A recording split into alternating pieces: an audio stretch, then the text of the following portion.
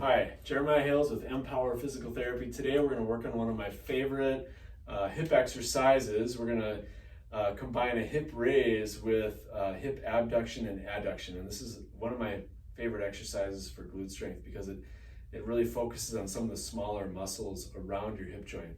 Gluteus medius, gluteus minimus, piriformis, the obturators, and the glomellae, which are kind of muscles no one ever talks about, but actually really important for creating hip stability and relieving pressure on some of the bigger muscles in your hip joint. So let's get after it. You're gonna need a band of some type. I've got this 12-inch ring band, which is great for doing side steps and exercises where you're standing, but you can also use it for this one. So you're gonna take the band, you're gonna put it around your knees, just above your knee actually. You're gonna settle that band in right above the kneecap, and then you're gonna lay on your back. So you're gonna swing your legs around, lay on your back, and your feet should be about shoulder width apart. So you don't want your legs together. Legs are about shoulder width apart. You can see the band is just above the knees. You're gonna lay on your back, and with your arms on the ground as kind of a level one. Level two would be to hold your arms in the air above your body. I'm just gonna do level one today. So my hands are gonna be flat on the ground. I'm gonna raise my hips up, and I'm gonna hold that position.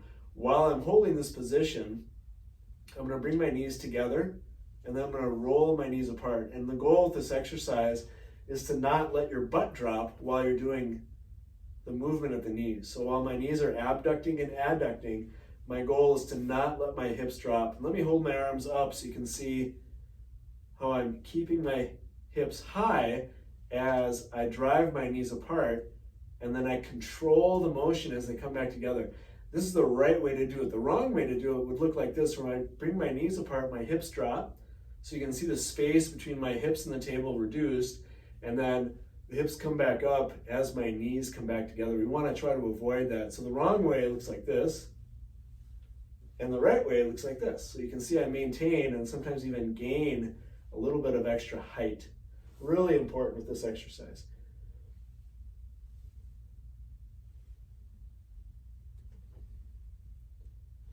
So I like my clients to do that for about a minute. And if you can't do it for a minute, then break it up into sections of like 20 to 30 seconds. Go slow. Don't worry about how many reps you did. It's more important to work on the technique. So let's say you can do it for 20 seconds. You start cramping up. Take a break.